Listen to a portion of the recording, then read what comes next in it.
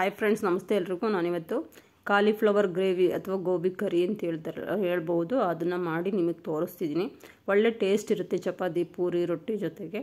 Hotel ಮಾಡ್ತಿರಲ್ಲ ಅದೇ ಥರ ಶೈಲಿಲಿ ಮಾಡಿ ತೋರಿಸ್ತೀನಿ ನಾನು ನಿಮಗೆ. ಅದೇ ಥಿಕ್ನೆಸ್ ಇರುತ್ತೆ ಗ್ರೇವಿ, ಅದೇ ಟೇಸ್ಟ್ ಇರುತ್ತೆ.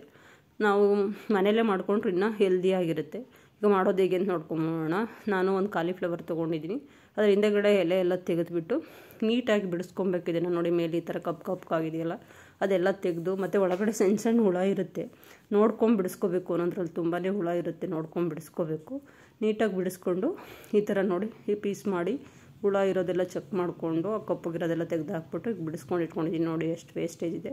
ಈಗ ಸ್ಟವ್ ಮೇಲೆ ಒಂದು ಪಾತ್ರೆಯಲ್ಲಿ ನೀರು ಕುದಿಯೋಕೆ ಇಟ್ಕೊಂಡು, ನೀರು ಕುದ್ಮೇಲೆ ಉಪ್ಪು ಹಾಕಿ ಈ ಬಿಡಿಸ್ಕೊಂಡಿದ್ದಂಥ ಕಾಲಿಫ್ಲವರ್ನ ಅದಕ್ಕೆ ಹಾಕಿ ಒಂದು 5 ನಿಮಿಷ ಮುಚ್ಚಿಡ್ತೀನಿ. ಕಾಲಿಫ್ಲವರ್ ಹಾಕಿದ್ಮೇಲೆ ಸ್ಟವ್ ಆಫ್ ಮಾಡಿರ್ಬೇಕು. ಆಫ್ ಮಾಡಿಬಿಟ್ಟು ಶೋಧಿಸ್ಕೊಂಡಿದ್ದೀನಿ ನೋಡಿ ಈ ಥರ ಒಂದು 5 ನಿಮಿಷ ಬಿಟ್ಟು.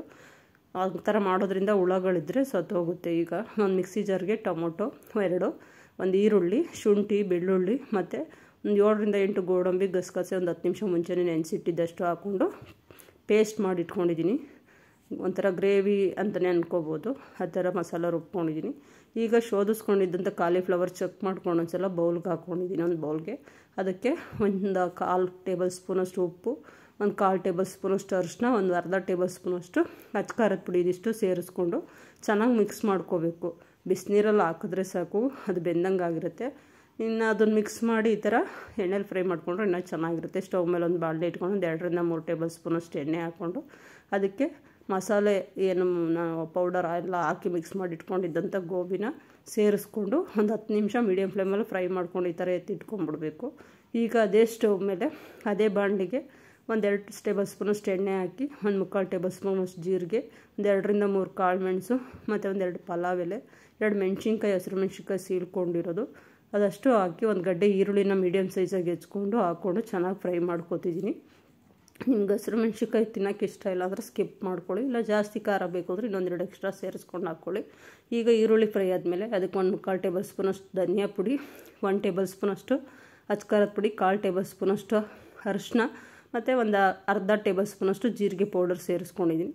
ಸೇರಿಸ್ಕೊಂಡು ಸ್ಪೈಸಸ್ನ ಚೆನ್ನಾಗಿ ಫ್ರೈ ಮಾಡಿಕೊಂಡು ಈಗ ರುಬ್ಬಿರೋಂಥ ಮಿಶ್ರಣ ಏನಿತ್ತು, ಟೊಮೊಟೊ, ಈರುಳ್ಳಿ, ಶುಂಠಿ, ಬೆಳ್ಳುಳ್ಳಿ, ಗೋಡಂಬಿ ಮತ್ತು ಗಸಗಸೆ ಹಾಕಿ ರುಬ್ಕೊಂಡಿದ್ದೇನಿತ್ತು ಅದನ್ನು ಇದಕ್ಕೆ ಹಾಕಿ ಚೆನ್ನಾಗಿ ಫ್ರೈ ಮಾಡ್ಕೊಂಡಿದ್ದೀನಿ. ಹಸಿನೇ ರುಬ್ಕೊಂಡಿದ್ನಲ್ಲ, ಹಸಿ ಸ್ಮೆಲ್ ಹಂಗೆ ಫ್ರೈ ಮಾಡಿಕೊಂಡು ಅದೇ ಮಿಕ್ಸಿ ಜಾರಿಗೆ ಸ್ವಲ್ಪ ನೀರು ಹಾಕ್ಕೊಂಡು ಇದನ್ನ ಸ್ವಲ್ಪ ಮೀಡಿಯಮ್ ಫ್ಲೇಮಲ್ಲಿ ಇಟ್ಕೊಂಡು ಫ್ರೈ ಮಾಡ್ಕೋಬೇಕು. ಹೈ ಫ್ಲೇಮಲ್ಲಿ ಇಟ್ಕೊಂಡು ಸೀಸ್ಕೋಬಾರ್ದು, ಚೆನ್ನಾಗಿರಲ್ಲ, ಸೀದ್ ಸ್ಮೆಲ್ ಬರುತ್ತೆ. ಈಗ ನೋಡಿ ಒಂದು 5 ನಿಮಿಷ ಮುಚ್ಚಿಟ್ಟು ಕುದಿಸ್ಕೊಂಡ್ರೆ ಈ ಥರ ಎಣ್ಣೆ ಮೇಲೆ ಬಿಟ್ಟಂಗೆ ಆಗುತ್ತೆ ಗ್ರೇವಿ. ಇವಾಗ ನಾವು ಕಾಲಿಫ್ಲವರ್ ಫ್ರೈ ಮಾಡಿ ಏನಿತ್ತು ಇಟ್ಕೊಂಡಿದ್ವಲ್ಲ ಅದನ್ನು ಇದಕ್ಕೆ ಸೇರಿಸ್ಕೋಬೇಕು. ಕಾಲಿಫ್ಲವರ್ ಬೇಯೋಕ್ಕೇನು ತುಂಬ ಟೈಮ್ ಬೇಕಾಗಲ್ಲ. ನಾವು ಬಿಸಿನೀರಲ್ಲಿ ಹಾಕಿ ತೆಗೆದು ಮತ್ತೆ ಎಣ್ಣೆಲಿ ಫ್ರೈ ಮಾಡ್ಕೊಂಡಿದ್ದೀವಿ. ಆಲ್ಮೋಸ್ಟ್ 3/4 ಭಾಗ ಬೆಂದಿರುತ್ತೆ. ಇವಾಗ ಇದಕ್ಕೆ ಸೇರಿಸಿ ಚೆನ್ನಾಗಿ ಮಿಕ್ಸ್ ಮಾಡಿಕೊಂಡು ಮಸಾಲೆ ಜೊತೆಗೆ ಅದು ಬ್ಲೆಂಡ್ ಆದಮೇಲೆ ಅದಕ್ಕೆ ಬೇಕಾಗಿರೋ ಗ್ರೇವಿಗೆ ಎಷ್ಟು ಬೇಕೋ ಥಿಕ್ನೆಸ್ ನೋಡ್ಕೊಂಡು ನೀರು ಹಾಕಿ ಗ್ರೇವಿಗೆ ಬೇಕಾಗಿರೋಂಥ ಉಪ್ಪು, ರುಚಿಗೆ ತಕ್ಕಷ್ಟು ಉಪ್ಪು ಸೇರಿಸಿ ಲಾಸ್ಟಲ್ಲಿ ಒಂದು 1/4 ಟೇಬಲ್ ಸ್ಪೂನಷ್ಟು ಗರಂ ಮಸಾಲ ಮತ್ತು ಕಸೂರಿ ಮೇಥಿ ಮಿಕ್ಸ್ ಮಾಡಿಕೊಂಡ್ರೆ ಆಯಿತು. ಗೋಬಿ ಕರಿ ಅಥವಾ ಕಾಲಿಫ್ಲವರ್ ಗ್ರೇವಿ ರೆಡಿ ಆಗುತ್ತೆ. ಲಾಸ್ಟಲ್ಲಿ ಸ್ವಲ್ಪ ಕೊತ್ತಂಬರಿ ಸೊಪ್ಪು ಉದುರಿಸ್ಕೊಂಡ್ರೆ ಆಯಿತು. ತುಂಬ ಅಂದರೆ ತುಂಬಾ ಟೇಸ್ಟಾಗಿ ಬರುತ್ತೆ. ನೀವು ಒಂದು ಸಲ ಮಾಡಿ ಮನೇಲಿ ಹೇಗಿತ್ತು ಅಂತ ಕಮೆಂಟ್ ಮೂಲಕ ತಿಳಿಸಿ. ನೀನು ಯಾರೆಲ್ಲ ನನ್ನ ಚಾನಲ್ ಸಬ್ಸ್ಕ್ರೈಬ್ ಮಾಡ್ಕೊಂಡಿಲ್ಲ ದಯವಿಟ್ಟು ಸಬ್ಸ್ಕ್ರೈಬ್ ಮಾಡ್ಕೊಂಡು ನೋಡಿ, ಮತ್ತು ನಿಮ್ಮ ಫ್ರೆಂಡ್ಸ್ಗೆಲ್ಲ ಶೇರ್ ಮಾಡಿ, ವಿಡಿಯೋಗೊಂದು ಲೈಕ್ ಕೊಡಿ. ಮತ್ತು ಹೊಸ ಈಸಿ ರೆಸಿಪೀಸ್ಗಾಗಿ ವಿಜೀಸ್ ಕಿಚನ್ನ ಫಾಲೋ ಮಾಡ್ತೀರಿ, ಸಬ್ಸ್ಕ್ರೈಬ್ ಮಾಡ್ಕೊಂಡು ಫಾಲೋ ಮಾಡಿ.